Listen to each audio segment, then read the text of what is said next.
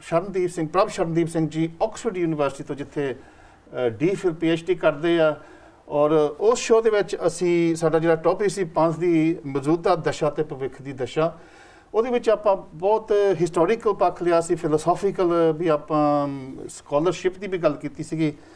ਅੱਜ ਦੇ ਪ੍ਰੋਗਰਾਮ ਵਿੱਚ ਅਸੀਂ ਜੋ ਵਿਚਾਰ ਕਰਨੇ ਆ ਉਹ ਹੈ ਵੀ ਜੋ ਤੁਸੀਂ ਕਹਿ ਸਕਦੇ ਵੀ ਹੁਣ ਇਹਦੇ ਹੱਲ ਕੀ ਹੈਗੇ ਆ ਸੋਲੂਸ਼ਨਸ ਔਰ ਇੱਕ ਜੋ ਸੋਲੂਸ਼ਨ ਹੈ ਵੀ ਸਿੱਖਾਂ ਦੀ ਖੁਦ ਮੁਖਤਿਆਰੀ ਸੋਵਰੇਨਿਟੀ ਦੀ ਤੁਸੀਂ ਗੱਲ ਕਰ ਸਕਦੇ ਆ ਜਾਂ ਖਾਲਿਸਤਾਨ ਆਜ਼ਾਦ ਦੇਸ਼ ਦੀ ਗੱਲ ਵੀ ਕਰ ਸਕਦੇ ਆ। ਉਹਦੀ ਰੂਪ ਰੇਖਾ ਕੀ ਹੋਊਗੀ ਉਹਦੀ ਸੰਭਾਵਨਾ ਕੀ ਹੈ। ਸੋ ਇੱਕ ਵਾਰ ਫਿਰ ਪ੍ਰਭ ਸ਼ਰਨਦੀਪ ਸਿੰਘ ਤੁਹਾਨੂੰ ਜੀ ਆਇਆਂ ਆਖਦੇ ਆ। ਵਾਹਿਗੁਰੂ ਜੀ ਕਾ ਖਾਲਸਾ ਵਾਹਿਗੁਰੂ ਜੀ ਕੀ ਫਤਿਹ।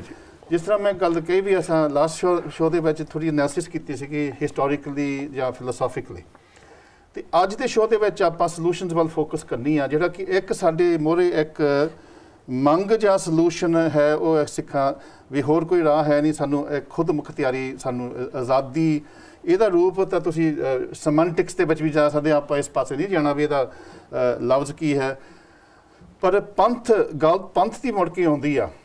ਆਪਾਂ ਹਿਸਟੋਰੀਕਲੀ ਵੀ ਪੰਥ ਦੀ ਗੱਲ ਕੀਤੀ ਸੀਗੀ ਔਰ ਅੱਜ ਵੀ ਆਪਾਂ ਪੰਥ ਦੀ ਗੱਲ ਕਰਦੇ ਹਾਂ। ਪੰਥ ਹੈ ਕੀ ਕਨਸੈਪਟ ਪੰਥ ਕੀ ਇੱਕ ਯੂਨੀਫਾਈਡ ਕਨਸੈਪਟ ਆ ਕਿ ਸਿੱਖ ਪੰਥ ਔਰ ਖਾਲਸਾ ਪੰਥ ਇਹਨਾਂ ਨੂੰ ਵੱਖਰਾ ਸਮਝਿਆ ਜਾਵੇ ਔਰ ਸਿੱਖ ਪੰਥ ਦੇ ਵਿੱਚ ਵੀ ਕਈ ਪੰਥ ਜੇ ਤੁਸੀਂ ਕਬੀਰ ਪੰਥ ਜਾਂ ਹੋਰ ਵੀ ਪੰਥ ਇਹਨੂੰ ਯੂਨੀਫਾਈਡ ਕਨਸੈਪਟ ਕਿਸ ਤਰ੍ਹਾਂ ਸਮਝ ਸਕਦੇ ਹਾਂ। ਦੇਖੋ ਜੀ ਜਿਹੜਾ ਡਿਕਸ਼ਨਰੀ ਮਾਨਾ ਪੰਥ ਸ਼ਬਦ ਦਾ ਰਾਹ ਉਹਦਾ ਕੋਈ ਵੀ ਰਾਹ ਕੋਈ ਸੈਕਟ ਕਿਸੇ ਨੂੰ ਕੋਈ ਮਨ ਚਾਹੇ ਅਰਥ ਉਹਦੇ ਕੱਢ ਸਕਦਾ ਪਰ ਸਿੱਖਾਂ ਦੇ ਵਿੱਚ ਪੰਥ ਸ਼ਬਦ ਦੇ ਦੋ ਪਹਿਲੂ ਆ ਇੱਕ ਰਾਹ ਅਤੇ ਦੂਜਾ ਕਮਿਊਨਿਟੀ। ਸੋ ਪੰਥ ਕਮਿਊਨਿਟੀ ਦੀ ਸੈਂਸ 'ਚ ਵੀ ਵਰਤਿਆ ਜਾਂਦਾ ਠੀਕ ਹੈ ਅਤੇ ਰਾਹ ਦੇ ਵਿੱਚ ਵੀ ਕਮਿਊਨਿਟੀ ਆ ਜਿਹੜੀ ਉਹ ਵੀ ਰਾਹ ਦੀ ਹੀ ਨੁਮਾਇੰਦਗੀ ਕਰਦੀ ਹੈ। ਸਿੱਖ ਕੌਮ ਅਤੇ ਸਿੱਖੀ ਦਾ ਰਾਹ ਇਹ ਕੋਈ ਅੱਡ ਅੱਡ ਕਰਕੇ ਵੇਖਣ ਵਾਲੀਆਂ ਚੀਜ਼ਾਂ ਨਹੀਂ ਦੋ ਅੱਡ ਅੱਡ ਨਹੀਂ। ਸੋ ਪੰਥ ਆ ਜਿਹੜਾ ਉਹ ਸਿੱਖੀ ਦਾ ਰਾਹ ਅਤੇ ਜਿਹੜੇ ਸਿੱਖ ਹੈ ਸਿੱਖ ਕੌਮ ਉਹਨਾਂ ਦੋਵਾਂ ਨੂੰ ਰੂਪਮਾਨ ਕਰਨ ਵਾਲਾ ਇੱਕ ਸ਼ਬਦ ਆ।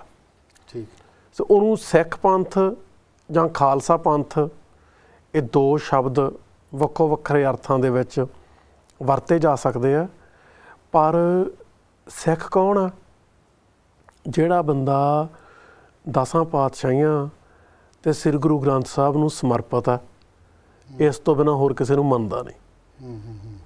ਸੋ ਜੇ ਕੋਈ ਸਿੱਖ 10 ਪਾਤਸ਼ਾਹੀਆਂ ਨੂੰ ਅਤੇ ਸ੍ਰੀ ਗੁਰੂ ਗ੍ਰੰਥ ਸਾਹਿਬ ਨੂੰ ਸਮਰਪਿਤ ਹੈ ਫਿਰ ਉਹ ਭਾਵੇਂ ਅੰਮ੍ਰਿਤਧਾਰੀ ਹੋ ਚੁੱਕਿਆ ਹੋਵੇ ਅਤੇ ਭਾਵੇਂ ਉਹ ਅੰਮ੍ਰਿਤਧਾਰੀ ਹੋਣ ਦੇ ਰਾਹ ਵੱਲ ਨੂੰ ਹੋਵੇ ਉਹ ਸਿੱਖ ਪੰਥ ਦਾ ਹਿੱਸਾ ਨਾ। ਖਾਲਸਾ ਪੰਥ ਜਿਹੜਾ ਅੰਮ੍ਰਿਤਧਾਰੀ ਹੈ ਇਹ 'ਚੋਂ ਇੱਕ ਹੋਰ ਪ੍ਰੋਬਲਮ ਆ ਜਾਂਦੀ ਆ ਜੇ ਤੁਸੀਂ ਸੋਲੂਸ਼ਨ ਵੀ ਦਿੱਤਾ ਤਾਂ ਫਿਰ ਉਹ ਇੱਕ ਪ੍ਰੋਬਲਮ ਵੀ ਖੜੀ ਕਰਤੀ ਉਹ ਹੈਗੀ ਸਮਰਪਿਤ। ਹਾਂਜੀ ਸਮਰਪਿਤ ਦੇ ਵੀ ਅਰਥ ਆਪਾਂ ਨੂੰ ਕਰਨੇ ਪਊਗੇ। ਜਿਹੜਾ ਹੁਣ ਇੱਕ ਪਾਸੇ ਗੁਰੂ ਗ੍ਰੰਥ ਸਾਹਿਬ ਨੂੰ ਮੱਥਾ ਟੇਕਦਾ ਤਾਂ ਦੂਜੇ ਪਾਸੇ ਕਿਸੇ ਦੇਹਧਾਰੀ ਨੂੰ ਵੀ ਮੱਥਾ ਟੇਕਦਾ ਕੀ ਤੁਸੀਂ ਕਹਿ ਸਕਦੇ ਵੀ ਉਹ ਸਮਰਪਿਤ ਹੈ ਗੁਰੂ ਦੀ ਸੋਚ 'ਤੇ? ਜੇ ਨਹੀਂ ਸਮਰਪਿਤ ਤਾਂ ਫਿਰ ਸਾਡੀ ਤਾਂ ਸ਼ਾਇਦ ਗਿਣਤੀ ਹੋਰ ਵੀ ਘੱਟ ਜਾਣੀ ਆ ਜਿਹੜੇ ਕਿ ਤੁਸੀਂ ਕਹਿ ਸਕਦੇ ਵੀ ਬਿਲਕੁਲ ਸਹੀ ਤਰੀਕੇ ਨਾਲ ਸਮਰਪਿਤ ਉਸ ਪ੍ਰਿੰਸੀਪਲ 'ਤੇ ਨਹੀਂ। ਜਿਹੜਾ ਉਹ ਸਮਰਪਿਤ ਹੋ ਸਕਦਾ ਪਰ ਕਨਫਿਊਜ਼ਡ ਵੀ ਹੋ ਸਕਦਾ। ਸੋ ਮੇਰਾ ਮਤਲਬ ਕਿਸੇ ਨੂੰ ਜੱਜ ਕਰਨ ਨਾਲ ਨਹੀਂ। ਜੇ ਕੋਈ ਖਾਲਸਾ ਜਿਹੜਾ ਅੰਮ੍ਰਿਤਧਾਰੀ ਸਿੱਖ ਹੈ ਜਿਹੜਾ 10 ਪਾਤਸ਼ਾਹੀਆਂ ਅਤੇ ਸ੍ਰੀ ਗੁਰੂ ਗ੍ਰੰਥ ਸਾਹਿਬ ਦੇ ਵਿੱਚ ਆਸਥਾ ਰੱਖਦਾ ਇਹ ਸ਼ਬਦ ਵਰਤ ਲਓ। ਸੋ ਸਿੱਖ ਖਾਲਸਾ ਬਣਨ ਵੱਲ ਨੂੰ ਵੱਧਦੇ ਬੰਦੇ ਦੇ ਕਦਮ ਆ।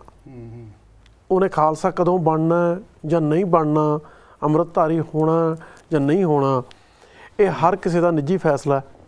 ਇਹ ਕਿਸੇ ਨੂੰ ਤੁਸੀਂ ਕਹਿ ਤਾਂ ਸਕਦੇ ਨਹੀਂ ਵੀ ਤੇਰੇ ਲਈ ਹੋਣਾ ਜ਼ਰੂਰੀ ਹੈ ਜਾਂ ਤੂੰ ਹੋ ਪਰ ਖਾਲਸਾ ਪੰਥ ਅਤੇ ਸਿੱਖ ਪੰਥ ਉਹ ਕੋਈ ਦੋ ਵੱਖੋ ਵੱਖਰੀਆਂ ਐਂਟੀਟੀਜ਼ ਨਹੀਂ ਗਈਆਂ। ਚਲੋ ਜੀ ਆਪਾਂ ਹੁਣ ਸਿੱਧੀ ਗੱਲ ਕਰਦੇ ਹਾਂ ਜੋ ਸਿੱਖ ਰਾਜ ਦੀ ਜਾਂ ਸਿੱਖ ਦਾ ਵੱਖਰਾ ਮੁਲਕ ਦੀ ਜਿਸ ਤਾਂ ਬਹੁਤੇ ਨਾਅਰਿਆਂ ਦੇ ਵਿੱਚ ਖਾਲਿਸਤਾਨ ਵੀ ਕਿਹਾ ਗਿਆ ਆਪਾਂ ਇਸ ਪਾਸੇ ਨਹੀਂ ਜਾਣਾ ਪਰ ਇਹ ਮੈਂ ਸਵਾਲ ਤੁਹਾਨੂੰ ਜ਼ਰੂਰ ਪੁੱਛਣਾ ਚਾਹੁੰਦਾ। ਸਿੱਖ ਸਾਰੀ ਦੁਨੀਆ ਦੇ ਵਿੱਚ ਵਸਦਾ ਸਿੱਖ ਡਾਇਸਪੋਰਾ ਕੈਨੇਡਾ ਤੋਂ ਲੈ ਕੇ UK ਆਸਟ੍ਰੇਲੀਆ ਔਰ ਸ਼ਾਇਦ ਜਿੰਨੀ ਕੁ ਪਰਸੈਂਟੇਜ ਸਿੱਖਾਂ ਦੀ ਹਿੰਦੁਸਤਾਨ ਦੇ ਵਿੱਚ ਆ 2%, ਉਨੀ ਕੀ UK 'ਚ ਤਾਂ ਉਨੀ ਕੀ ਕੈਨੇਡਾ ਤੋਂ ਸਾਰੇ ਮੁਲਕਾਂ ਦੇ ਵਿੱਚ, ਵੱਡੇ ਮੁਲਕਾਂ 'ਚ, ਅਮਰੀਕਾ ਦੇ ਵਿੱਚ ਵੀ ਅਸੀਂ ਸਾਰੀ ਪਾਸੇ ਖਿਲਰੇ ਆ। ਫਿਰ ਸਾਨੂੰ ਇੱਕ ਮੁਲਕ ਬਣਾਉਣ ਦੀ ਕੀ ਜ਼ਰੂਰਤ ਪਈ ਆ? ਅਸੀਂ ਇੱਕ ਡਾਇਸਪੋਰਾ ਗਲੋਬਲ ਕਮਿਊਨਿਟੀ ਆ। ਦੇਖੋ, ਇਹਦੇ ਤੋਂ ਕੋਈ ਸ਼ੱਕ ਨਹੀਂ, ਇੰਡੀਆ ਨੇ ਸਾਨੂੰ ਲੁੱਟਿਆ, ਸਾਡੀ ਨਸਲਕੁਸ਼ੀ ਕੀਤੀ, ਸਾਡੇ ਗੁਰਧਾਮਾਂ ਦੇ ਉੱਤੇ ਟੈਂਕਾਂ ਤੋਪਾਂ ਨਾਲ ਹਮਲੇ ਕਰਕੇ ਉਹ ਸਾਨੂੰ ਜ਼ਖਮ ਦਿੱਤੇ, ਜਿਨ੍ਹਾਂ ਕਰਕੇ ਅਸੀਂ ਇੰਡੀਆ ਨੂੰ ਰਹਿੰਦੀ ਦੁਨੀਆ ਤੱਕ ਕਦੇ ਵੀ ਉਹਨਾਂ ਗੁਨਾਹਾਂ ਲਈ ਅਸੀਂ ਮਾफ़ ਨਹੀਂ ਕਰਾਂਗੇ। ਇਹ ਗੁਨਾਹ ਮਾफ़ੀ ਯੋਗ ਹੈ ਹੀ ਨਹੀਂ ਜਿਹੜਾ ਦਰਬਾਰ ਸਾਹਿਬ 'ਤੇ ਹਮਲਾ ਕੀਤਾ। ਸੋ ਇੰਡੀਆ ਸਿੱਖਾਂ ਦੀ ਨੁਮਾਇੰਦਗੀ ਕਰਨ ਦਾ ਕੋਈ ਅਧਿਕਾਰ ਨਹੀਂ ਰੱਖਦਾ। ਦੁਨੀਆ ਭਰ ਦੇ ਵਿੱਚ ਵਸਦੇ ਸਿੱਖਾਂ ਨੂੰ ਸਿਆਸੀ ਨੁਮਾਇੰਦਗੀ ਦੀ ਲੋੜ ਆ। ਸੋ ਜਿਹੜੀ ਉਹਨਾਂ ਦੀ ਡਿਪਲੋਮੈਟਿਕ ਅਤੇ ਸਿਆਸੀ ਨੁਮਾਇੰਦਗੀ ਕਰਨ ਲਈ ਇੱਕ ਸੈਂਟਰ, ਇੱਕ ਸੋਵਰਨ ਸਟੇਟ ਦੇ ਰੂਪ ਦੇ ਵਿੱਚ ਉਹ ਹੋਣਾ ਜ਼ਰੂਰੀ ਹੈ, ਇੱਕ ਪੱਖ। ਦੂਜਾ ਪੱਖ, ਜਿਹੜਾ ਸ੍ਰੀ ਗੁਰੂ ਗ੍ਰੰਥ ਸਾਹਿਬ ਦਾ ਸੰਦੇਸ਼ ਆ, ਉਹ ਆ ਇੱਕ ਬੁਨਿਆਦ ਜ਼ਿੰਦਗੀ ਦੀਆਂ ਵੱਖੋ ਵੱਖਰੀਆਂ ਦਿਸ਼ਾਵਾਂ ਦੀ ਘਾੜਤ ਕਰਨ ਦੀ। ਉਹ ਦਿਸ਼ਾਵਾਂ ਸਾਰੀਆਂ ਹੀ ਆ, ਸਿੱਖਿਆ, ਵਪਾਰ, ਜੋ ਪ੍ਰਬੰਧ, ਸਾਰਾ ਕੁਛ ਚੱਲਦਾ। ਸੋ ਜਿਹੜੇ ਗੁਰੂ ਗ੍ਰੰਥ ਸਾਹਿਬ ਦੇ ਆਧਾਰ 'ਤੇ ਦੁਨੀਆ ਦੇ ਵਿੱਚ ਜਿਹੜੇ ਕ੍ਰਾਈਸਿਸ ਆ ਰਹੇ ਆ, ਉਹਦੇ 'ਚੋਂ ਅਸੀਂ ਸਾਹਿਤ, ਫਲਸਫੇ, ਇਕਨੋਮਿਕਸ ਜਾਂ ਸਾਇੰਸ ਦੇ ਖੇਤਰ ਦੇ ਵਿੱਚ ਜਿਹੜੀ ਸਿੱਖਾਂ ਨੇ ਗੁਰੂ ਗ੍ਰੰਥ ਸਾਹਿਬ ਦੇ ਉੱਤੇ ਬੇਸਡ ਕੋਈ ਕੰਟਰੀਬਿਊਸ਼ਨ ਦੇਣੀ ਆ, ਉਹ ਕੰਟਰੀਬਿਊਸ਼ਨ, ਉਹ ਚੀਜ਼ਾਂ ਆਰਟੀਕੂਲੇਟ ਕਰਨ ਲਈ ਸਾਡੇ ਲਈ ਆਪਣਾ ਯੂਨੀਵਰਸਿਟੀ ਸਿਸਟਮ ਚਾਹੀਦਾ।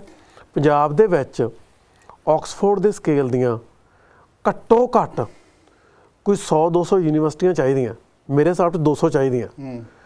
ਉਹ ਯੂਨੀਵਰਸਿਟੀਜ਼ ਐਡਾ ਵੱਡਾ ਇਨਫਰਾਸਟਰਕਚਰ ਹੈ ਜਿਹੜਾ, ਜਿਹਦੇ ਬਗੈਰ ਸਿੱਖ ਜਿਹੜਾ ਦੁਨੀਆ ਭਰ 'ਤੇ ਡਾਇਲਾਗ ਦਾ ਪ੍ਰੋਸੈਸ ਚੱਲ ਰਿਹਾ, ਉਹਦੇ 'ਚ ਸ਼ਾਮਲ ਹੋਣ ਲਈ ਆਪਣੇ ਆਪ ਨੂੰ ਇਨੇਬਲ ਹੀ ਨਹੀਂ ਕਰ ਸਕਦੇ, ਉਹਦੇ ਕਾਬਲ ਹੀ ਨਹੀਂ ਹੋ ਸਕਦੇ। ਉਹ ਸੋਵਰਨ ਸਟੇਟ ਤੋਂ ਬਗੈਰ ਕਿਵੇਂ ਸੰਭਵ ਆ? ਠੀਕ ਹੈ।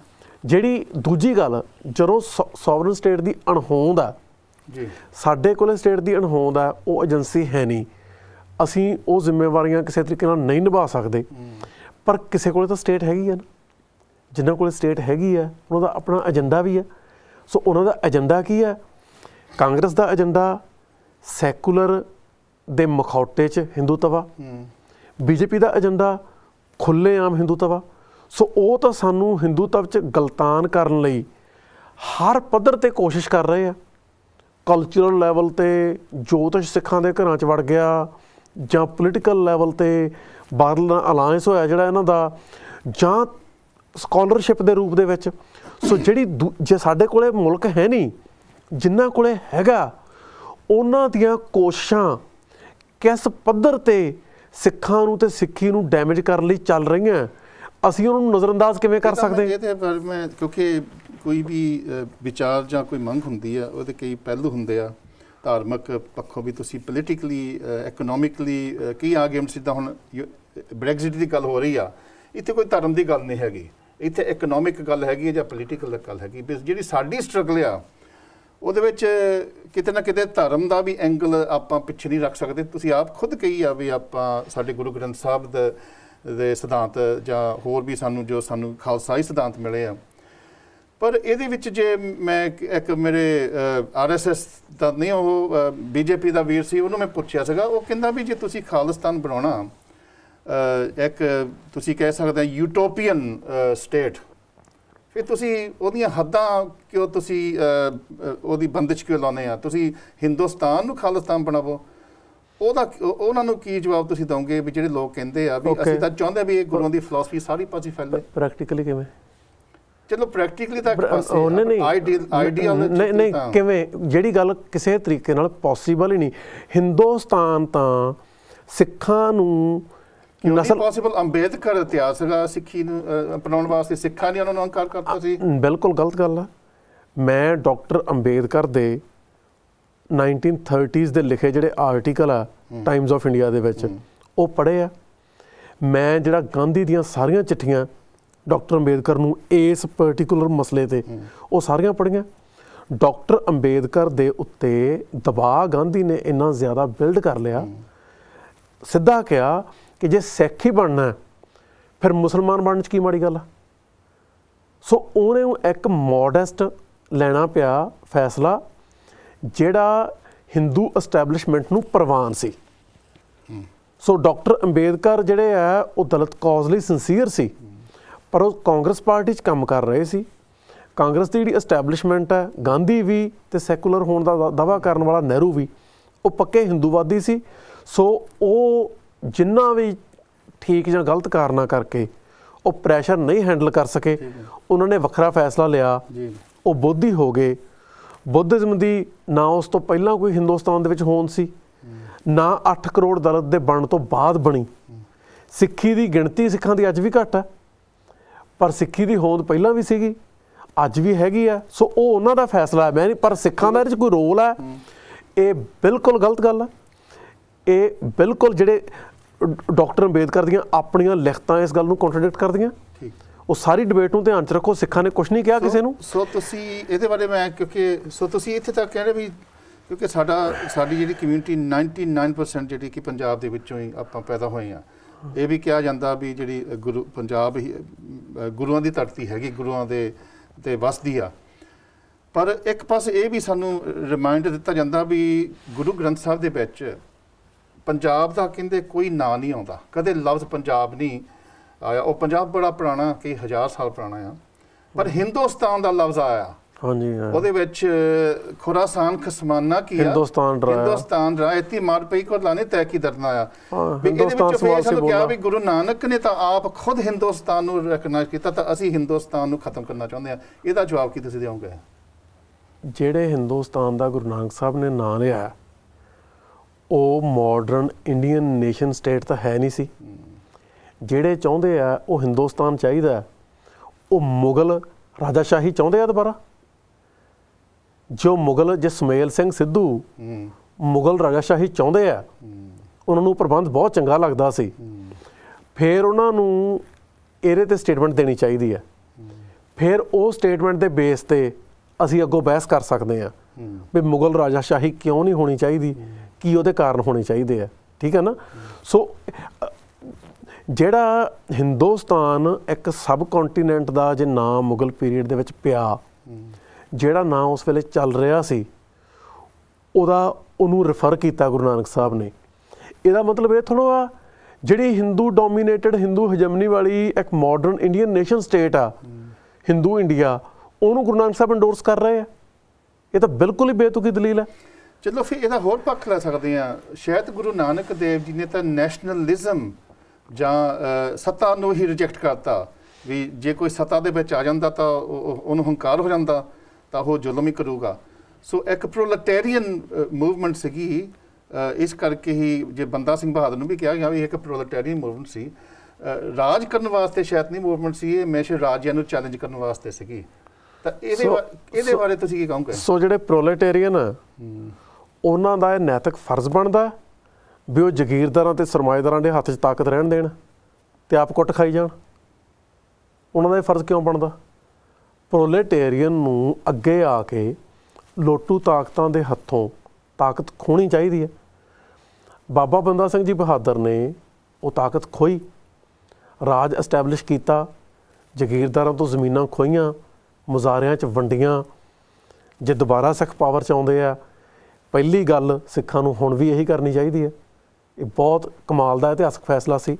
ਸੋ ਇਹ ਤਾਂ ਪ੍ਰੋਲੇਤਾਰੀ ਦੀ ਕੋਈ ਜ਼ਿੰਮੇਵਾਰੀ ਨਹੀਂ ਬਣਦੀ ਕਿ ਉਹ ਪ੍ਰੋਲੇਤਾਰੀ ਬਣਿਆ ਰਵੇ ਤੇ ਕੁੱਟ ਖਾਈ ਜਾਵੇ। ਜਿਹੜੀਆਂ ਉਹਦੀਆਂ ਪਰਸਨਲ ਕੰਡੀਸ਼ਨਸ ਆ ਜਾਂ ਸੁਸਾਇਟੀ ਦੀਆਂ ਲਿਵਿੰਗ ਕੰਡੀਸ਼ਨਸ ਆ, ਉਹਨਾਂ 'ਚ ਸੁਧਾਰ ਹੋਣਾ ਚਾਹੀਦਾ। ਦੁਨੀਆ ਦੇ 1% ਲੋਕਾਂ ਕੋਲੇ ਦੁਨੀਆ ਦਾ ਸਾਰਾ ਸਰਮਾਇਆ ਇਕੱਠਾ ਹੋ ਰਿਹਾ, ਬਾਕੀ ਲੋਕ ਭੁੱਖ ਨਾਲ ਮਰ ਰਹੇ ਆ। ਅਸੀਂ ਜਿਹੜੀ ਸਟੇਟਸ ਕੋ ਆ ਉਹਨੂੰ ਅਸੀਂ ਕਿਵੇਂ ਇੰਡੋਰਸ ਕਰ ਸਕਦੇ ਹਾਂ? ਸਟੇਟਸ ਕੋ ਦੀ ਹਾਮੀ ਭਰਨ ਦਾ ਕੋਈ ਮਤਲਬ ਹੀ ਨਹੀਂ ਬਣਦਾ।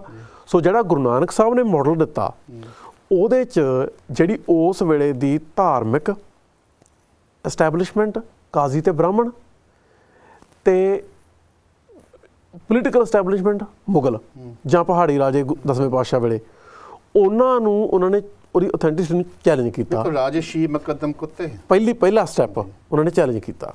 ਸੈਕੰਡ ਸਟੈਪ ਉਹਨਾਂ ਨੇ ਪੈਰਲਲ ਜਿਹੜੀ ਇੰਸਟੀਟਿਊਸ਼ਨਲਾਈਜੇਸ਼ਨ ਹੈ ਉਹ ਸ਼ੁਰੂ ਕਰਤੀ।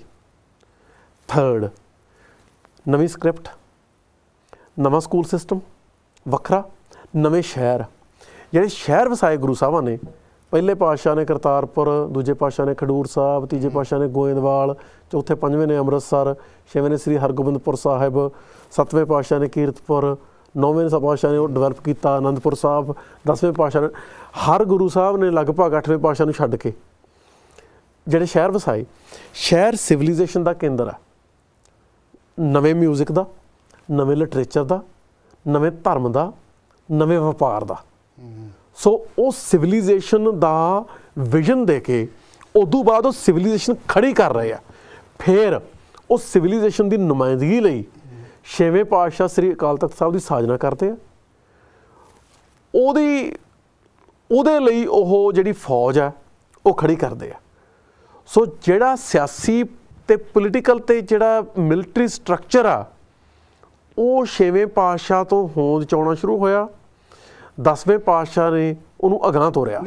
ਸੋ ਜਿਹੜੀ ਮੈਂ ਉੱਥੇ ਆਉਣਾ, ਜੇ ਤੁਸੀਂ ਸਿਵਲਾਈਜੇਸ਼ਨ ਦੀ ਗੱਲ ਕਰਦੇ ਆ, ਇਹ ਬਿਲਕੁਲ ਤੁਹਾਡੀ ਗੱਲ ਠੀਕ ਹੈ। ਜਿਹੜੀ ਸਿੱਖ ਸਿਵਲਾਈਜੇਸ਼ਨ ਜੋ ਕਿ ਗੁਰੂ ਨਾਨਕ ਦੇਵ ਜੀ ਤੋਂ ਵੀ ਆਪਾਂ ਕਹਿ ਸਕਦੇ ਸ਼ੁਰੂ ਹੋਈ ਆ, ਉਹਦੇ ਕਈ ਪੱਖ ਡਿਵੈਲਪਮੈਂਟ ਹੋਏ ਆ, ਡਿਫਾਈਨ ਹੋਈ। ਉਹਦੇ ਵਿੱਚ ਇਹ ਇੱਕ ਵੀ ਡੈਫੀਨੇਸ਼ਨ ਸੀ ਕਿ ਇੱਕ ਇਨਕਲੂਸਿਵ ਸਿਵਲਾਈਜੇਸ਼ਨ ਸੀਗੀ। ਜੇ ਗੁਰੂ ਨਾਨਕ ਦੇਵ ਜੀ ਨੇ ਅਰਦਾਸੀਆਂ ਕੀਤੀਆਂ ਤਾਂ ਨਾਲ ਉਹਨਾਂ ਦੇ ਨਾਲ ਭਾਈ ਮਰਦਾਨਾ ਜੀ ਸੀਗੇ, ਇੱਕ ਮੁਸਲਿਮ ਬੈਕਗਰਾਉਂਡ ਤੋਂ। ਤੁਸੀਂ ਮੁਸਲਿਮ ਕਿਉਂ ਕਹਿੰਦੇ ਹੋ? ਨਹੀਂ, ਬੈਕਗਰਾਉਂਡ ਤੋਂ ਨਹੀਂ, ਬੈਕਗਰਾਉਂਡ ਕੋਈ ਵੀ ਹੋ ਸਕਦੀ ਹੈ। ਜਿਹੜੇ ਮੈਂ ਪੁਆਇੰਟ ਬਣਾ ਰਿਹਾ, ਪਰ ਉਹਨਾਂ ਦੀ ਜਿਹੜੀ ਬਾਣੀ ਹੈ, ਉਹਨਾਂ ਦਾ ਸ਼ਬਦ ਸ੍ਰੀ ਗੁਰੂ ਗ੍ਰੰਥ ਸਾਹਿਬ ਦੇ ਵਿੱਚ ਸ਼ਾਮਲ ਆ। ਜੀ ਬਿਲਕੁਲ। ਉਹਦੇ 'ਚ ਕਿਹੜਾ ਇਸਲਾਮ ਹੈ? ਜਿਹੜਾ ਮੈਂ ਪੁਆਇੰਟ ਕਹਿ ਰਿਹਾ, ਜੇ ਗੁਰੂ ਹਰਗੋਬਿੰਦ ਪਾਤਸ਼ਾਹ ਜੀ ਨੇ ਜੰਗਾਂ ਯੁੱਧਾਂ ਲੜੀਆਂ ਤਾਂ ਉਹਨਾਂ ਦੀਆਂ ਫੌਜਾਂ ਦੇ ਵਿੱਚ ਮੁਸਲਮਾਨ ਵੀ ਸੀਗੇ।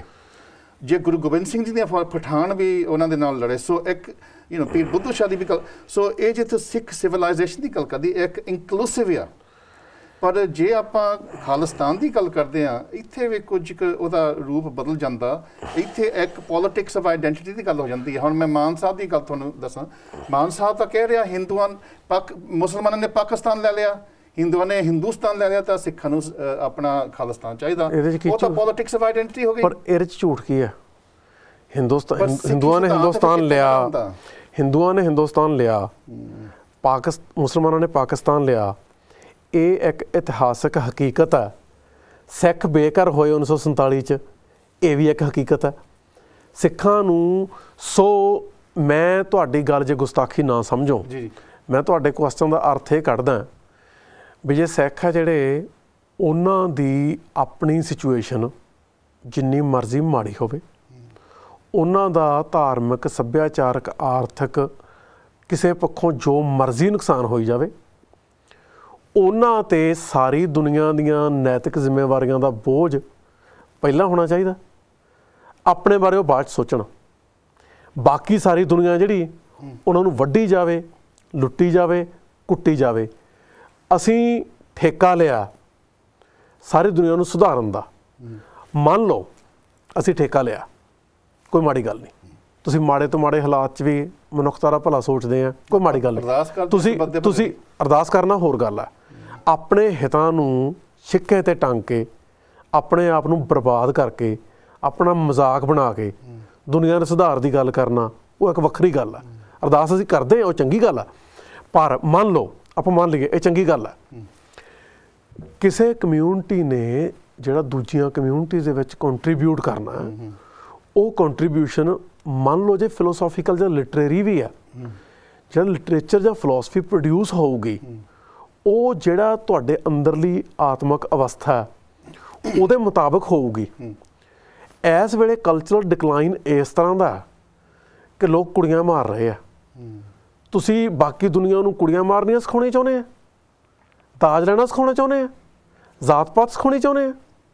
ਜੇ ਸਿੱਖ ਆਪਣੇ ਘਰ 'ਚ ਆਪਣੇ ਜਿਹੜੇ ਸਿੱਖ ਆਈਡੀਅਲਸ ਆ ਉਹਨਾਂ ਤੋਂ ਵਿਰਵੇ ਹੋ ਜਾਂਦੇ ਆ, ਉਹ ਦੁਨੀਆ ਨੂੰ ਹਿੰਦੂ ਤਾਂ ਨਹੀਂ ਸਿੱਖ ਹੀ ਕਰਦੇ। ਨਹੀਂ ਉਹ ਮੈਂ ਕਹਿੰਦਾ ਪਟਿਆਲਾ ਦੇ ਵਿੱਚ ਸਰਦਾਰ ਬੈਠੇ ਕਲੀਨਿਕਾਂ ਦੇ ਵਿੱਚ, ਮੈਂ ਕਹਿ ਰਿਹਾ ਸਿੱਖ ਕਰਦੇ ਆ, ਮੈਂ ਕਹਿ ਰਿਹਾ ਸਿੱਖ ਕਰਦੇ ਆ। ਮੈਂ ਕਹਿੰਦਾ ਜਦੋਂ ਸਿੱਖਾਂ ਦੇ ਅੰਦਰੋਂ ਜਿਹੜੀ ਸਿੱਖ ਰਹਿਤਲ ਹੈ ਉਹ ਖਤਮ ਹੋ ਰਹੀ ਹੈ, ਉਹ ਦੁਨੀਆ ਨੂੰ ਕੁਛ ਕਿਵੇਂ ਦੇਣਗੇ?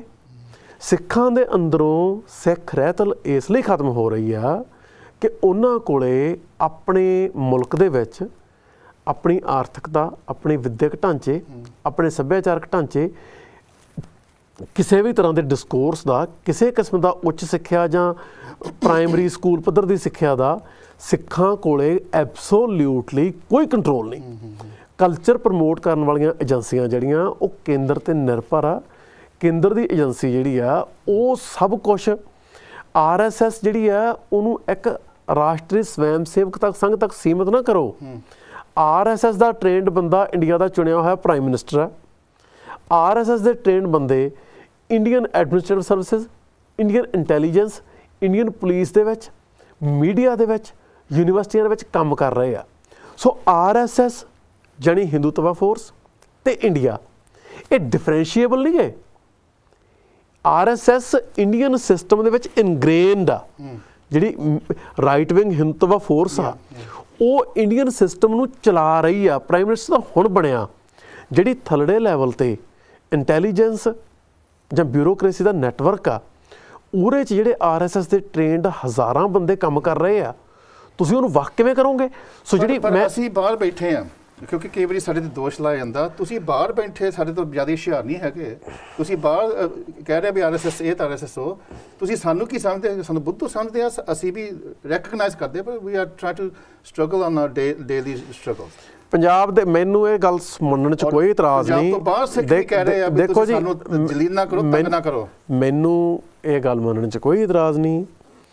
ਸਿੱਖਾਂ ਦੇ ਹੱਕਾਂ ਲਈ ਜਿਹੜਾ ਖੂਨ ਡੋਲਿਆ, ਜਾਨਾਂ ਦਿੱਤੀਆਂ, ਦੁਸ਼ਵਾਰੀਆਂ ਝੱਲੀਆਂ, ਉਹ ਮੁੱਖ ਤੌਰ 'ਤੇ ਪੰਜਾਬ ਦੇ ਸਿੱਖਾਂ ਨੇ ਝੱਲੀਆਂ। ਕੁਝ ਸਿੱਖ ਬਾਹਰੋਂ ਗਏ ਆ, ਜਾ ਕੇ ਸ਼ਹੀਦ ਹੋਏ ਆ, ਪਰ 10, 15, 20 ਤੋਂ ਵੱਧ ਨਹੀਂ, 50 ਹੋਣਗੇ, ਇਸ ਤੋਂ ਜ਼ਿਆਦਾ ਨਹੀਂ। ਪਰ ਹਜ਼ਾਰਾਂ ਦੀ ਗਿਣਤੀ 'ਚ ਜਿਹੜਾ ਸਾਰਾ ਕੁਝ ਆਪਣੇ ਸਰੀਰ 'ਤੇ ਚੱਲਿਆ ਉਹ ਪੰਜਾਬ ਦੇ ਸਿੱਖਾਂ ਨੇ ਝੱਲਿਆ। ਪੰਜਾਬ ਦੇ ਸਿੱਖਾਂ ਦੇ ਕੰਸਰਨ ਵੈਲਿਡ ਆ।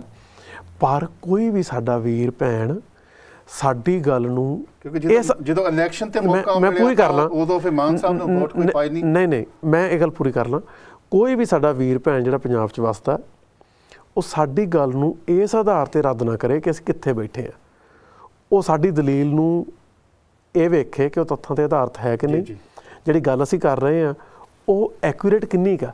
ਜੇ ਸਾਡੀ ਗੱਲ ਫੈਕਚੁਅਲ ਆ ਫਿਰ ਅਸੀਂ ਜਿੱਥੇ ਮਰਜ਼ੀ ਬੈਠੇ ਹੋਈਏ, ਸਾਡੀ ਗੱਲ ਠੀਕ ਆ ਤਾਂ ਠੀਕ ਹੈ। ਜੇ ਹਾਂ ਦਲੀਲ ਹੋਵੇ ਅਸੀਂ ਕਿੱਥੇ ਬੈਠੇ ਹਾਂ, ਸਾਡੇ ਕੀ ਸਰੋਕਾਰ ਆ। ਸਾਡੇ ਕੋਲ ਇੱਕ ਐਡਵਾਂਟੇਜ ਵੀ ਹੈ ਤਾਂ ਨਾ, ਸਾਡੇ ਕੋਲ ਐਡਵਾਂਟੇਜ ਆ ਕਿ ਇੰਡੀਅਨ ਸਟੇਟ ਸਾਨੂੰ ਭਾਈ ਜਸਵੰਤ ਸਿੰਘ ਖਾਲੜੇ ਵਾਂਗੂ ਅਣਪਛਾਤੀ ਲਾਸ਼ ਨਹੀਂ ਬਣਾ ਸਕਦੀ। ਅਸੀਂ ਆਜ਼ਾਦੀ ਨਾਲ ਬੋਲ ਰਹੇ ਹਾਂ। ਉੱਥੇ ਸਾਡੇ ਕੋਲ ਮੀਡੀਆ ਆਊਟਲੈਟਸ ਵੀ ਉਸ ਤਰ੍ਹਾਂ ਹੈ ਨਹੀਂ ਜਿਵੇਂ ਇੱਥੇ ਹੈਗੇ ਆ। ਚਲੋ ਜੀ ਉੱਥੇ ਬਿਲਕੁਲ ਜੀ। ਆਪਾਂ ਬ੍ਰੇਕ ਵੱਲ ਜਾਣਾ, ਤਾਂ ਬ੍ਰੇਕ ਤੋਂ ਬਾਅਦ ਆਪਾਂ ਜੋ ਖਾਲਿਸਤਾਨ ਦੀ ਰੂਪ ਰੇਖਾ ਦੇ ਬਾਰੇ ਗੱਲ ਕਰੂੰਗੇ, ਉੱਥੇ ਦੇ ਪੋਲੀਟੀਕਲ ਢਾਂਚੇ ਦੀ ਗੱਲ ਕਰੂੰਗੇ ਔਰ ਮਾਈਨੋਰਿਟੀ ਰਾਈਟਸ ਦੀ ਉਹਦੇ ਵਿੱਚ ਕਿਸ ਤਰ੍ਹਾਂ ਪ੍ਰੋਟੈਕਸ਼ਨ ਹੋ ਸਕਦੀ ਇਹ ਵੀ ਗੱਲ ਕਰੂੰਗੇ। ਬ੍ਰੇਕ ਤੋਂ ਬਾਅਦ ਜੁੜਦੇ ਜੀ। ਵਾਹਿਗੁਰੂ ਜੀ ਕਾ ਖਾਲਸਾ, ਵਾਹਿਗੁਰੂ ਜੀ ਕੀ ਫਤਿਹ। ਅਕਾਲ ਚੈਨਲ ਨੂੰ ਸਬਸਕ੍ਰਾਈਬ ਕਰੋ। ਨਵੀਂ ਵੀਡੀਓਜ਼ ਦੀ ਨੋਟੀਫਿਕੇਸ਼ਨ ਦੇ ਲਈ ਬੈਲ ਆਈਕਨ ਨੂੰ ਕਲਿੱਕ ਕਰਨਾ ਨਾ ਭੁੱਲਣਾ।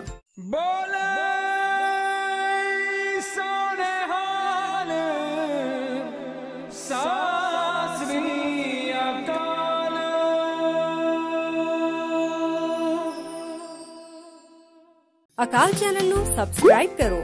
ਨਵੀਂ ਵੀਡੀਓਜ਼ ਦੀ ਨੋਟੀਫਿਕੇਸ਼ਨ ਦੇ ਲਈ ਬੈਲ ਆਈਕਨ ਨੂੰ ਕਲਿੱਕ ਕਰਨਾ ਨਾ ਭੁੱਲਣਾ।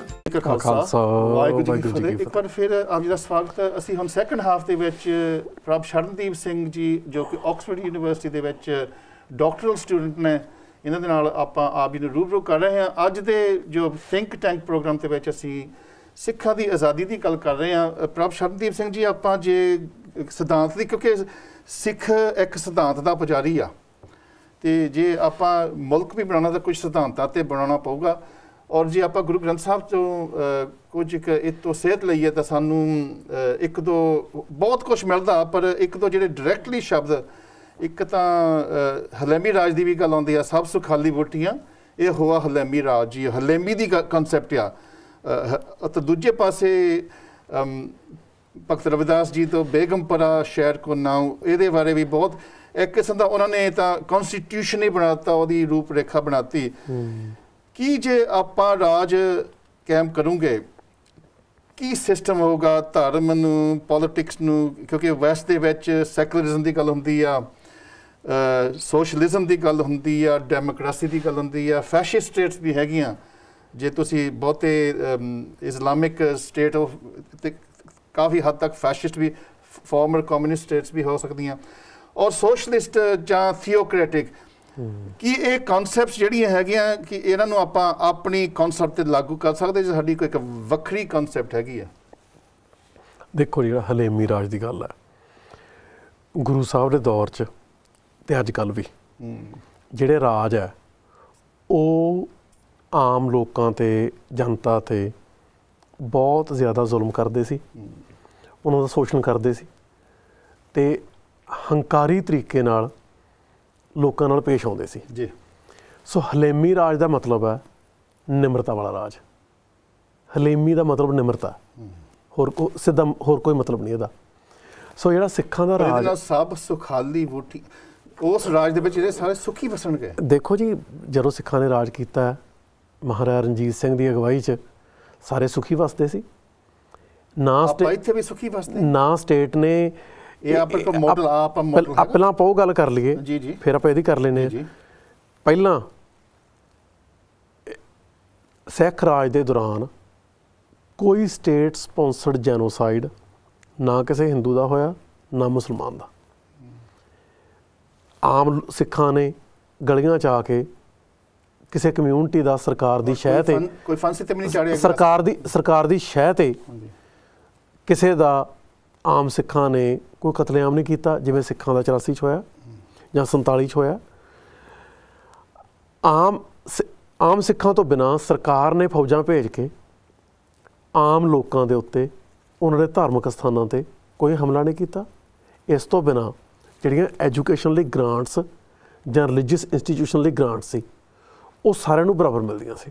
ਪਰ ਉਹ ਤਾਂ ਮੋਨਾਰਕੀ ਸੀ, ਡਿਕਟੇਟਰਸ਼ਿਪ ਨਹੀਂ, ਮੋਨਾਰਕੀ ਸੀ। ਨਹੀਂ, ਮੈਂ ਨਹੀਂ ਕਹਿੰਦਾ ਨੋ।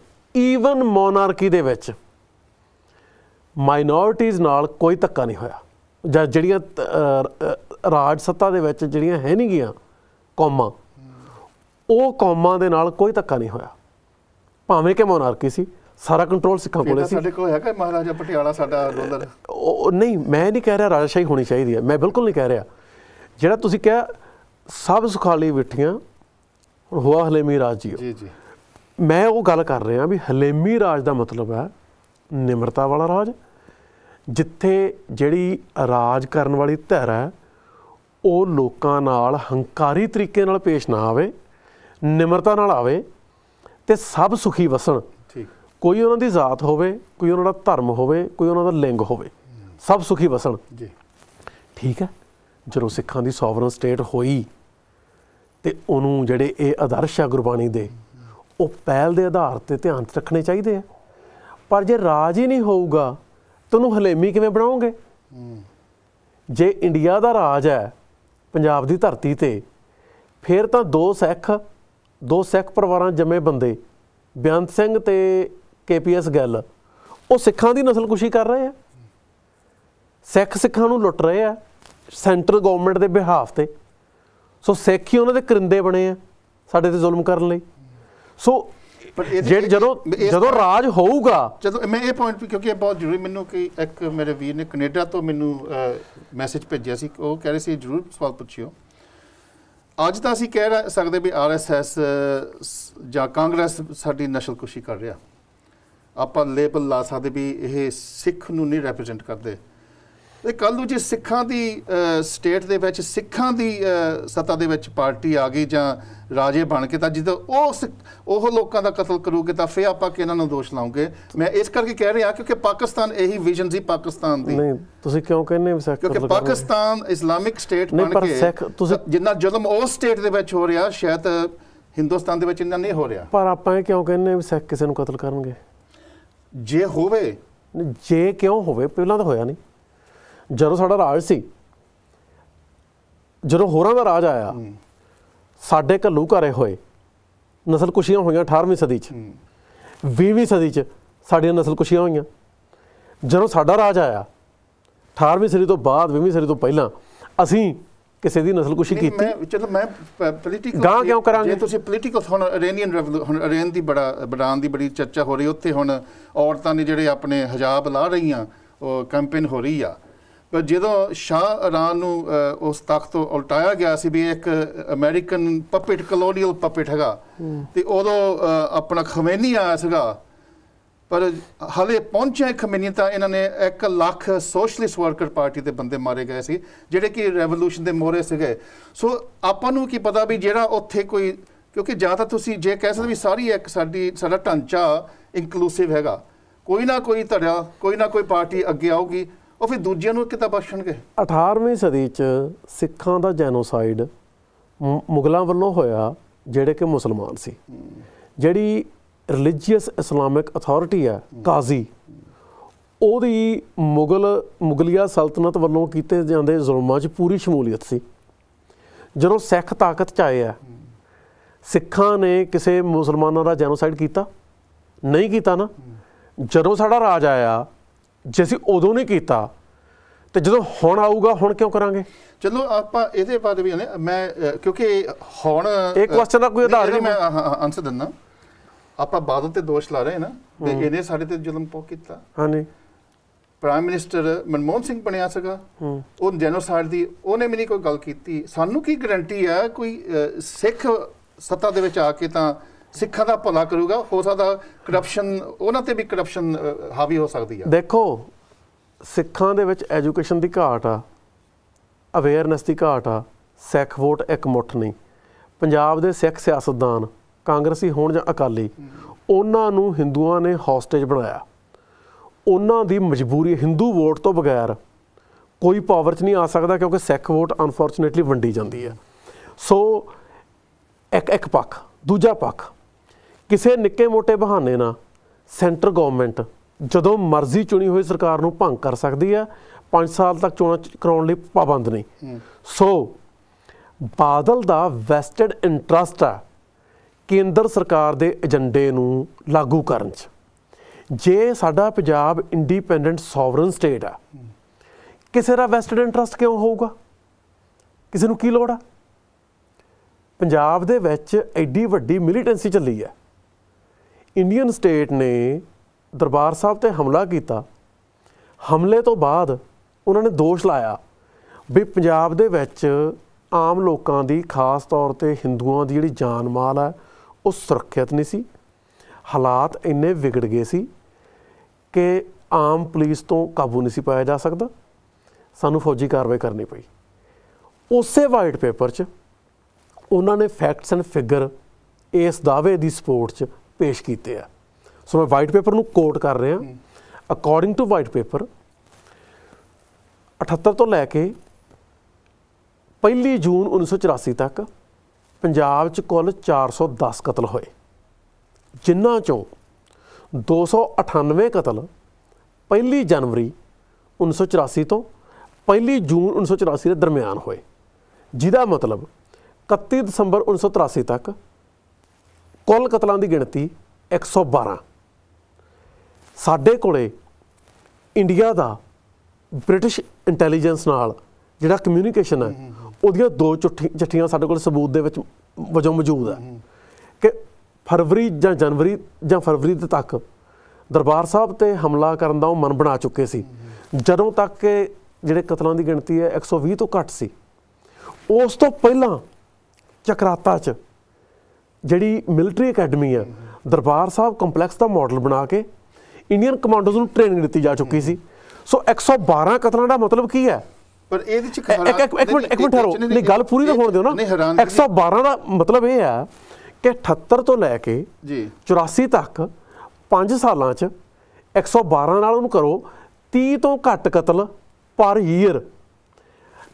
ਪਹਿਲੀ ਗੱਲ। ਦੂਜੀ ਗੱਲ, 112 ਚੋਂ ਕਿੰਨੇ ਹਿੰਦੂ ਸੀ?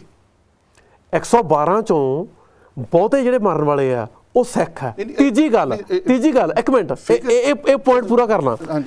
ਕੋਈ ਜੁਡੀਸ਼ੀਅਲ ਪ੍ਰੋਸੈਸ ਨਹੀਂ ਹੋਇਆ ਜਿਹਦੇ ਰਾਹੀਂ ਇਹ ਦਾਅਵੇ ਨਾਲ ਕਿਹਾ ਜਾ ਸਕੇ ਕਿ ਉਹਨਾਂ 112 ਕਤਲਾਂ ਲਈ ਜ਼ਿੰਮੇਵਾਰ ਬੰਦੇ ਕੌਣ ਸੀ। ਕੋਈ ਬੰਦੇ ਫੜੇ ਨਹੀਂ ਗਏ, ਟ੍ਰਾਇਲ ਨਹੀਂ ਚੱਲੇ, ਦੋਸ਼ ਮੜਿਆ ਗਿਆ। ਮੇਰੇ ਖਿਆਲ ਫੈਕਟਸ ਐਂਡ ਫਿਗਰਸ ਦਾ ਕੋਈ ਡਿਸਪਿਊਟ ਨਹੀਂ ਕਰਦਾ।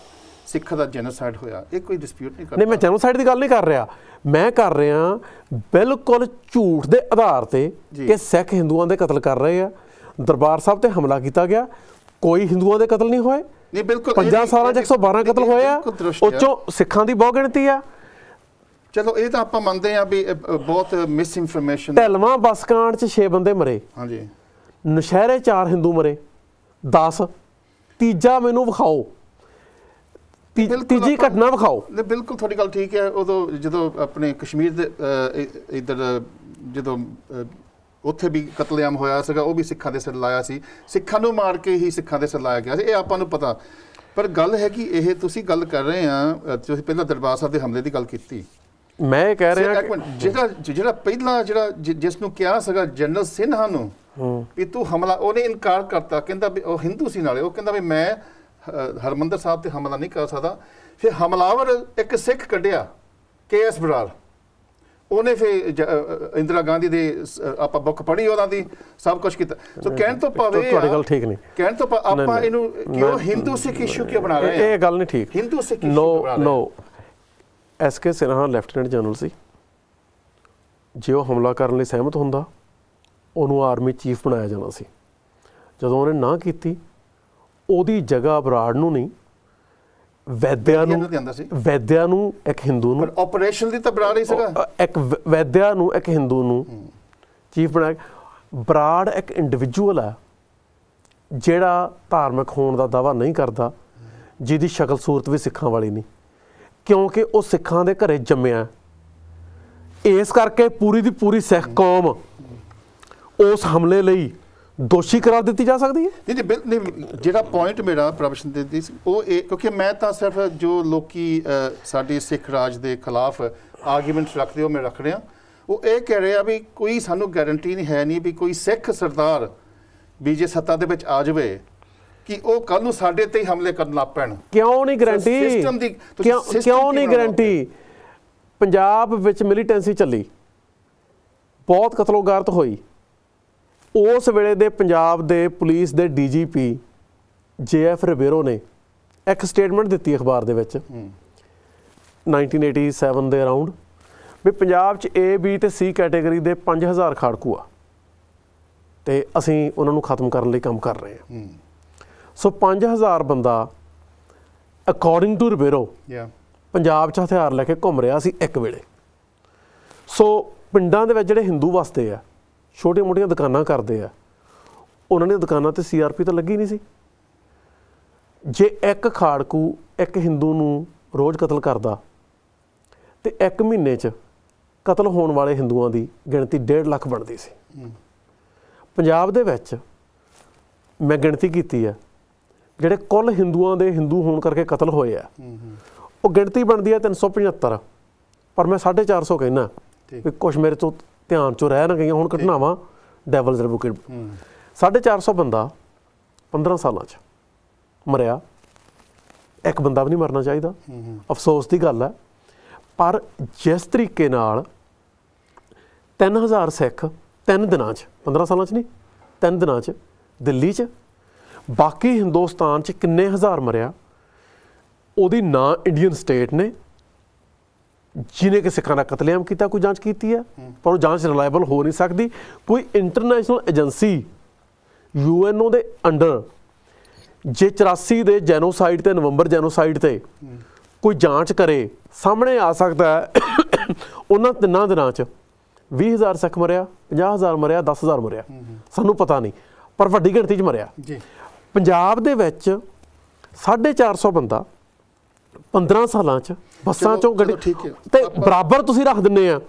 ਜੇ ਪੰਜਾਬ ਦੇ ਵਿੱਚ ਹਜ਼ਾਰਾਂ ਦੀ ਗਿਣਤੀ 'ਚ ਜਿਹੜੇ AK-47 ਲਈ ਫਿਰਦੇ ਜੁਝਾਰੂ ਸਿੱਖ ਹੈ, ਉਹਨਾਂ ਨੇ ਹਿੰਦੂਆਂ ਦੇ ਕਤਲ ਨਹੀਂ ਕੀਤੇ, ਮੈਂ ਇਹਦਾ ਅਰਥ ਇਹ ਕੱਢਦਾ ਉਹਨਾਂ ਨੇ ਇਸ ਲਈ ਨਹੀਂ ਕੀਤੇ ਕਿ ਹਿੰਦੂਆਂ ਦੇ ਕਤਲ ਕਰਨਾ ਉਹਨਾਂ ਦਾ ਮੁੱਖ ਮਨਸ਼ਾ ਨਹੀਂ ਸੀ।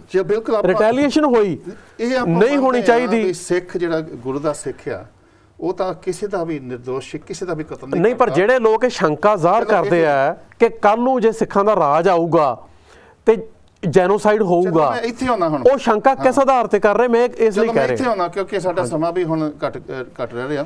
ਹਾਂਜੀ, ਜਦੋਂ ਕਾਂਗਰਸ ਦੇ ਨਾਲ ਸਿੱਖ ਲੀਡਰ ਨੇ ਬਲਦੇਵ ਸਿੰਘ ਵਰਗਿਆਂ ਨੇ ਸੰਨ 47 ਦੇ ਵਿੱਚ ਆਪਣਾ ਹਿੱਸਾ ਗੁਲਬਖਰੀ 'ਚ ਆ ਗਏ ਸੀਗੇ। ਉਹ ਇਹੀ ਭਾਵਨਾ 'ਤੇ ਸੀ ਵੀ ਇੱਕ ਸੈਕੂਲਰ ਦੇਸ਼ ਜਿੱਥੇ ਵਿੱਚ ਸਾਰੇ ਧਰਮਾਂ ਦਾ ਸਤਿਕਾਰ ਕੀਤਾ ਜਾਵੇਗਾ, ਕਿਉਂਕਿ ਪਾਕਿਸਤਾਨ ਉਸ ਵੇਲੇ ਇੱਕ ਥੀਓਕ੍ਰੈਟਿਕ ਸਟੇਟ ਬਣੀ ਸੀ। ਕਿ ਖਾਲਿਸਤਾਨ ਦੇ ਵਿੱਚ ਵੀ ਉਹ ਨਾ ਹੋਵੇ ਵੀ ਆਪਾਂ ਤਾਂ ਕਹਿ ਦਈਏ ਵੀ ਇਹ ਇੱਕ ਸਾਡੇ ਸਾਰਿਆਂ ਨੂੰ ਆਪਾਂ ਸੰਕਲਪ ਦੇ ਵਿੱਚ ਲੈਣਾ, ਪਰ ਬਾਅਦ 'ਚ ਜਿਹੜੇ ਮਾਈਨੋਰਿਟੀਜ਼ ਆ ਉੱਥੇ ਸਫਰ ਕਰਨ। ਮਾਈਨੋਰਿਟੀਜ਼ ਨੂੰ ਤੁਸੀਂ ਕਿਸ ਤਰ੍ਹਾਂ ਕਨਵਿੰਸ ਕਰ ਸਕਦੇ ਆ ਵੀ ਇਹਦਾ ਜਿਹੜਾ ਪੋਲੀਟੀਕਲ ਸਿਸਟਮ ਹੋਊਗਾ ਉਹਨਾਂ ਦੀ ਰਾਈਟਸ ਨੂੰ ਕਿੱਦਾਂ ਗਾਰੰਟੀ ਕਰੂਗਾ? ਗਾਰੰਟੀ ਤਾਂ ਦੇਖੋ ਅਸੀਂ ਕਹਿ ਹੀ ਸਕਦੇ ਹਾਂ, ਅਸੀਂ ਨਹੀਂ ਕਰਾਂਗੇ। ਸਾਡਾ ਜਿਹੜਾ ਪਿਛਲਾ ਕਿਰਦਾਰ ਆ ਉਹ ਇਸ ਗੱਲ ਦਾ ਗਵਾਹ ਹੈ। ਦੇਖੋ ਇੱਕ ਹਿੰਦੂ ਪ੍ਰਾਈਮ ਮਿਨਿਸਟਰ ਬਣ ਸਕਦਾ ਖਾਲਿਸਤਾਨ ਦਾ? ਇੱਕ ਮਿੰਟ ਲਈ ਮੈਂ ਇਹ ਮਾੜਾ ਜਿਹਾ ਰਣਜੀਤ ਸਿੰਘ ਦਾ ਤੁਸੀਂ ਉਦਾਹਰਨ ਦੇ ਰਹੇ, ਉਹਨਾਂ ਦੇ ਮੁਸਲਮਾਨ ਸੀ ਸਾਰੇ ਸੀ ਮਿਨਿਸਟਰ। ਇੱਕ ਮਿੰਟ ਲਈ ਮੈਨੂੰ ਗੱਲ ਕਰਨ ਦਿਓ। ਜੀ ਇੰਡੀਆ ਦੇ ਵਿੱਚ ਇਸ ਵੇਲੇ ਜੈਨੋਸਾਈਡ ਹੋ ਰਹੇ ਆ। 84 ਹੋਇਆ, ਬੰਬੇ ਹੋਇਆ, ਗੁਜਰਾਤ ਹੋਇਆ। ਮੁਜ਼ੱਫਰਨਗਰ ਚੋਂ ਇਲੈਕਸ਼ਨ ਤੋਂ ਪਹਿਲਾਂ 10,000 ਬੰਦੇ ਨੂੰ ਘਰੋਂ ਬੇਘਰ ਕਰਤਾ। ਦੁਬਾਰਾ ਉਹ ਆਪਣੇ ਘਰਾਂ 'ਚ ਪਰਤੇ ਨਹੀਂ। ਕਿੱਥੇ ਰਹਿ ਰਹੇ ਉਹ 10,000 ਮੁਸਲਮਾਨ ਫੈਮਲੀਜ਼, ਉਹ ਕਿਸੇ ਨੂੰ ਪਤਾ ਹੀ ਨਹੀਂ। ਸੋ ਉਹ 10,000 ਝੁੱਗੀਆਂ 'ਚ ਰਹਿ ਰਹੇ ਆ, ਝੌਂਪੜੀਆਂ 'ਚ ਰਹਿ ਰਹੇ, ਕਿੱਥੇ ਗਏ? ਉਹ ਸਦਕਾ ਯੂਪੀ ਦੇ ਮੁਸਲਮਾਨਾਂ ਨੇ ਦਬਾਅ ਹੇਠ ਮੋਦੀ ਨੂੰ ਵੋਟ ਪਾਈ। ਉਹ ਗਿਣ ਮਿਥ ਕੇ ਇਹਨਾਂ ਨੇ ਕਾਰਵਾਈ ਕੀਤੀ। ਸੋ ਇੰਡੀਆ ਜਿਹੜਾ ਅੱਜ ਜੈਨੋਸਾਈਡ ਕਰ ਰਿਹਾ, ਉਹਦਾ ਸਟੇਟਸ ਕੋ ਰਵੇ, ਉਹੀ ਰਾਜ ਕਰੀ ਜਾਣ, ਉਹੀ ਘੱਟ ਗਿਣਤੀਆਂ ਦੀ ਨਸਲਕੁਸ਼ੀ ਕਰੀ ਜਾਣ, ਇਹ ਠੀਕ ਹੈ। ਪ੍ਰੋਬਲਮ ਤਾਂ ਪਰ ਸਿੱਖ ਜਿਹੜੇ ਆ ਜਿਨ੍ਹਾਂ ਨੇ ਜਦੋਂ ਰਾਜ ਕੀਤਾ ਉਦੋਂ ਕਿਸੇ ਦੀ ਇਸ ਤਰ੍ਹਾਂ ਦੀ ਨਸਲਕੁਸ਼ੀ ਨਹੀਂ ਕੀਤੀ। ਉਹ ਇੱਕ ਸ਼ੰਕੇ ਤਹਿਤ ਉਹਨਾਂ ਨੂੰ ਜਿਹੜੀ ਬੇਸਿਕ ਪੋਲੀਟੀਕਲ ਰੈਪਰੈਜ਼ੈਂਟੇਸ਼ਨ ਦਾ ਰਾਈਟ ਹੈ ਹਰ ਸਿਟੀਜ਼ਨ ਦਾ, ਉਹ ਡਿਨਾਈ ਕੀਤਾ ਜਾ ਰਿਹਾ। ਤੁਸੀਂ ਮਤਲਬ ਤੁਸੀਂ ਇੱਕ ਪਰ ਅੱਜ ਸਟਿਲ ਤੁਸੀਂ ਹੈਜ਼ਿਟੇਟ ਕਰਦੇ ਆ। ਮੈਂ ਹੈਜ਼ਿਟੇਟ ਨਹੀਂ ਕਰ ਰਿਹਾ। ਮਾਨ ਸਾਹਿਬ ਨੂੰ ਵੀ ਇਹੀ ਸਵਾਲ ਪੁੱਛਿਆ ਸੀ। ਮੈਂ ਹੈਜ਼ਿਟੇਟ ਨਹੀਂ ਕਰ ਰਿਹਾ। ਮਾਨ ਸਾਹਿਬ ਤੁਸੀਂ ਇਹਦੀ ਸਿਸਟਮ ਕੀ ਹੋਊਗਾ ਉਹਦੇ ਬਾਰੇ ਤੁਸੀਂ ਕੁਝ ਡੀਟੇਲ ਦੇ ਵਿੱਚ ਦੱਸੋ। ਸੋ ਸਿਸਟਮ ਹੈਜ਼ਿਟੇਟ ਕਰਦੇ ਆ। ਪਹਿਲਾਂ ਸਿਸਟਮ ਨਾ ਬਣਾਈਏ, ਪਹਿਲਾਂ ਇਹ ਵਾਅਦਾ ਕਰ ਲਈਏ ਵੀ ਜਿੰਨਾ ਤੋਂ ਹੁਣ ਪਹਿਲਾਂ ਸਿਸਟਮ ਨਾ ਬਣਾਈਏ, ਪਹਿਲਾਂ ਇਹ ਵਾਅਦਾ ਕਰ ਲਈਏ ਵੀ ਜਿੰਨਾ ਉੱਥੋਂ ਹੁਣ ਮਰ ਰਹੇ ਆ ਮੁੜ ਕੇ ਵੀ ਉਹਨਾਂ ਨੂੰ ਦੇ ਦਿਆਂਗੇ। ਮਤਲਬ ਮੁਲਕ ਪਹਿਲਾਂ ਬਣਾਈਏ ਨਾ, ਪਰ ਪਹਿਲਾਂ ਇਹ ਲਿਖ ਕੇ ਦੇਈਏ ਵੀ ਜਦੋਂ ਸਾਡਾ ਮੁਲਕ ਹੋਊਗਾ ਨਾ ਉਦੋਂ ਮੋਦੀ ਸਾਹਿਬ ਨੂੰ ਭੇਜ ਦਿਓ, ਉਹ ਪ੍ਰਾਈਮ ਮਿਨਿਸਟਰ ਬਣ ਜਾਣਗੇ। ਕਿਉਂ ਬਣ ਜਾਣਗੇ? ਸੋ ਪਰ ਇਸ ਕਰਕੇ ਤਾਂ ਜਿਹੜੇ ਲੋਕੀ ਸ਼ੰਕਾ ਕਰਦੇ ਆ ਉਹਨਾਂ ਦੇ ਸ਼ੰਕੇ ਤਾਂ ਉੱਥੇ ਰਹਿਣੇ ਆ। ਉਹਨਾਂ ਦੇ ਸ਼ੰਕੇ ਜਿੱਥੇ ਮਰਜ਼ੀ ਰਹਿਣ, ਔਰ ਇਸੇ ਕਰਕੇ ਸ਼ਾਇਦ ਉਹਨਾਂ ਦੇ ਸ਼ੰਕੇ ਜਿੱਥੇ ਉਹ ਸ਼ੰਕੇ ਜਿੱਥੇ ਰੱਖਣੇ ਚਾਹੁੰਦੇ ਆ ਰੱਖ ਸਕਦੇ ਆ। ਹਰ ਬੰਦੇ ਨੂੰ ਹੱਕ ਹੈ। ਮੈਂ ਪਹਿਲਾਂ ਜ਼ਿਕਰ ਕਰ ਚੁੱਕਾ 545 ਦੇ ਹਾਊਸ 'ਚ ਸਿੱਖਾਂ ਕੋਲੇ ਕੋਈ ਡੈਮੋਕ੍ਰੈਟਿਕ ਰੈਪਰੈਜ਼ੈਂਟੇਸ਼ਨ ਹੈ ਨਹੀਂ ਗੀ। ਇਹ ਅੱਜ ਦੀ ਹਕੀਕਤ ਹੈ। ਕੱਲ੍ਹ ਦੀ ਹਕੀਕਤ ਕੀ ਹੋਊਗੀ ਉਹਦੇ 'ਤੇ ਅਸੀਂ ਕੋਈ ਮਨੌਤਾਂ ਬਣਾ ਕੇ ਸਿੱਖਾਂ ਨੂੰ ਡਿਨਾਈ ਕਰ ਰਹੇ ਹਾਂ ਉਹਨਾਂ ਦੀ ਅਪਰੋਪਰੀਏਟ ਪੋਲੀਟੀਕਲ ਰੈਪਰੈਜ਼ੈਂਟੇਸ਼ਨ ਦਾ ਰਾਈਟ, ਜਿਹੜਾ ਆਪਣੀ ਧਰਤੀ ਦਾ ਖੁਦ ਪ੍ਰਬੰਧ ਚਲਾਉਣ ਦਾ ਅਧਿਕਾਰ, ਪ੍ਰਭੂ ਸੱਤਾ ਦੀ ਜਿਹੜੀ ਹੱਕ ਹੈ। ਚਲੋ ਇਹ ਬਿਲਕੁਲ ਆਪਾਂ ਇਸ ਗੱਲ ਨੂੰ ਮੰਨਦੇ। UN ਦੇ ਵਿੱਚ ਵੀ ਸਾਡੇ ਕੋਲ 3 ਮਿੰਟ ਆ। ਮੈਂ ਇੱਕ ਹੋਰ ਲਾਸਟ ਸਵਾਲ ਤੁਹਾਨੂੰ ਪਾਉਣਾ, ਹਾਂਜੀ, ਕਿਉਂਕਿ ਜੀਓ ਪੋਲੀਟੀਕਲ ਪੱਖ ਮੈਂ ਲੈਣਾ ਥੋੜ੍ਹਾ ਜਿਹਾ। ਬਹੁਤ ਵੋਲੇਟਾਈਲ ਰੀਜਨ ਆ। ਤੁਸੀਂ ਕਸ਼ਮੀਰ ਦੀ ਗੱਲ ਕਰਦੇ ਆ, ਨਾਗਾਲੈਂਡ ਦੀ ਗੱਲ ਕਰਦੇ, ਸਾਊਥ ਦੇ ਵਿੱਚ ਗੁਜਰਾਤ, ਤਾਮਿਲਨਾਡੂ, ਜਾਂ ਪਾਕਿਸਤਾਨ ਦੇ ਵਿੱਚ ਵੀ ਬਹੁਤ ਪੋਲੀਟੀਕਲੀ ਇਨਸਟੇਬਿਲਿਟੀ, ਚਾਈਨਾ।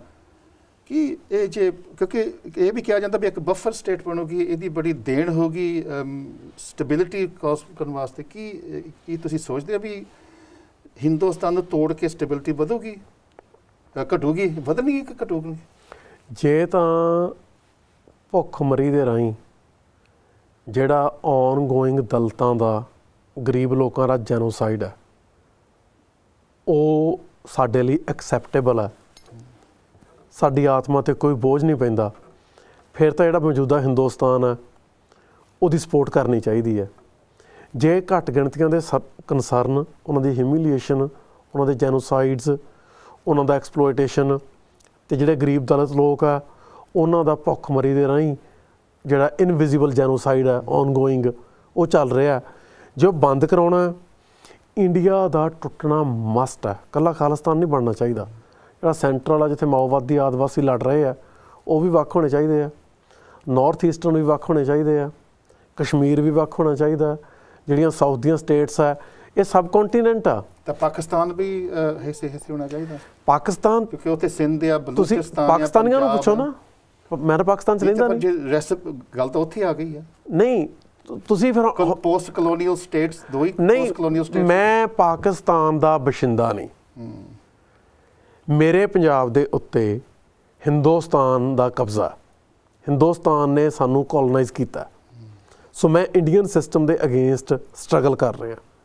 ਤੁਸੀਂ ਪਾਕਿਸਤਾਨੀਆਂ ਨੂੰ ਇੰਟਰਵਿਊ ਕਰੋ ਵੀ ਉਹ ਪਾਕਿਸਤਾਨ 'ਚ ਰਹਿ ਕੇ ਕਿਵੇਂ ਮਹਿਸੂਸ ਕਰ ਰਹੇ। The logic of your argument is that the whole region is a post-colonial constructs. ਜੇ ਦੇਖੋ ਜਿਹੜਾ ਇੰਡੀਆ ਹੈ ਉਹ ਇੱਕ ਇਸ ਤਰ੍ਹਾਂ ਦਾ ਸਬ ਕੰਟੀਨੈਂਟ ਹੈ ਜਿਹਦੇ 'ਚ ਯੂਰਪ ਵਰਗੇ ਕੰਟੀਨੈਂਟ ਤੋਂ ਜ਼ਿਆਦਾ ਰਿਲੀਜੀਅਸ, ਕਲਚਰਲ, ਲਿੰਗੁਇਸਟਿਕ ਵੈਰਾਈਟੀ ਹੈ। ਯੂਰਪ ਕੰਟੀਨੈਂਟ ਹੈ, ਸੋਵਰਨ ਸਟੇਟਸ ਹੈ। ਇੰਡੀਆ ਇੱਕ ਮੁਲਕ ਹੈ, 200 ਤੋਂ ਉੱਤੇ ਲੈਂਗੁਏਜ ਜਿਹੜੀ ਹੈ ਉਹਨੂੰ ਉਹ ਰੈਕਗਨਾਈਜ਼ ਨਹੀਂ ਕਰ ਰਹੇ, 22 ਤੋਂ ਉੱਤੇ ਲੈਂਗੁਏਜਸ ਜਿਹੜੀਆਂ ਉਹ ਰੈਕਗਨਾਈਜ਼ਡ ਹੈ। ਸੋ ਇੰਡੀਆ ਤਾਂ ਸਬ ਕੰਟੀਨੈਂਟ ਹੀ ਹੋਣਾ, ਕੰਟੀਨੈਂਟ ਵਾਂਗੂ ਉਹ ਸਟਰਕਚਰ ਕੀਤਾ ਜਾਣਾ ਚਾਹੀਦਾ। ਇੰਡੀਆ ਦਾ ਜਿਹੜਾ ਇੱਕ ਸੋਵਰਨ ਸਟੇਟ ਹੋਣ ਦੀ ਤਾਂ ਕੋਈ ਐਬਸੋਲਿਊਟਲੀ ਸੈਂਸ ਹੀ ਨਹੀਂ ਬਣਦੀ।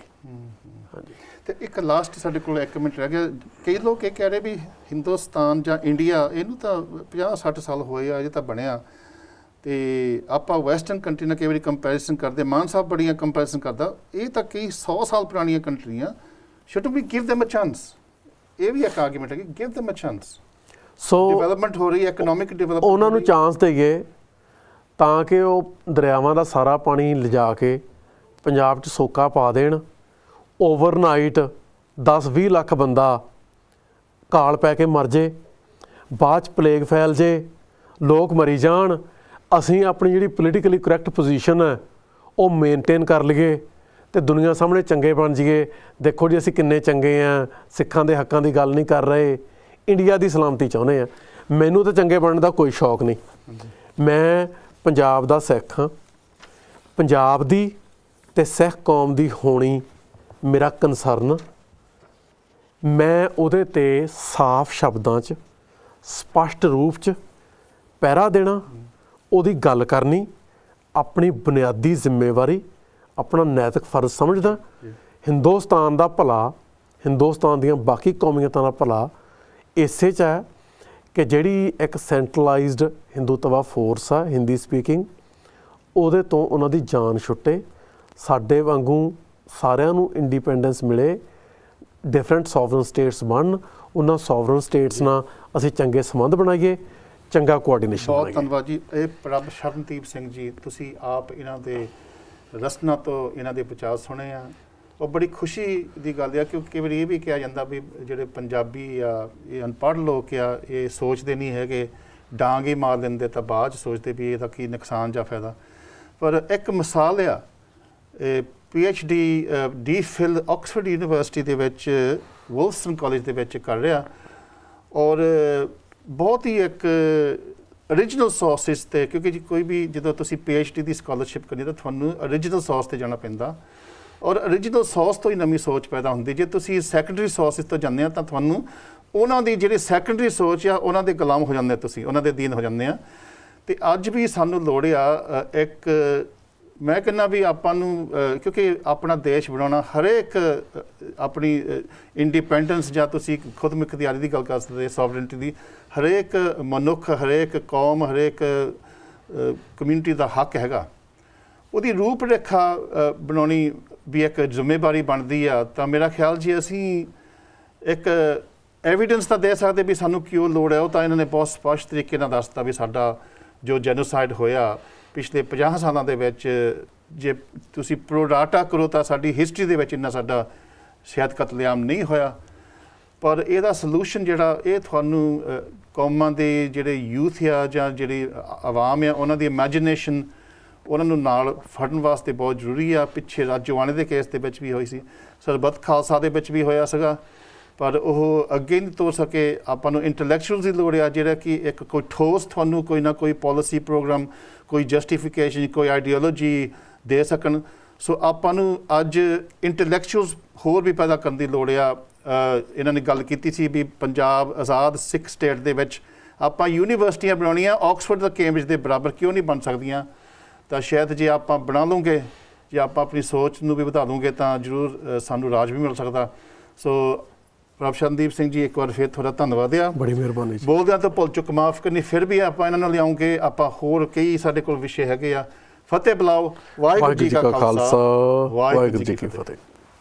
ਅਕਾਲ ਚੈਨਲ ਨੂੰ ਸਬਸਕ੍ਰਾਈਬ ਕਰੋ। ਨਵੀਂ ਵੀਡੀਓਜ਼ ਦੀ ਨੋਟੀਫਿਕੇਸ਼ਨ ਦੇ ਲਈ ਬੈਲ ਆਈਕਨ ਨੂੰ ਕਲਿੱਕ ਕਰਨਾ ਨਾ ਭੁੱਲਣਾ।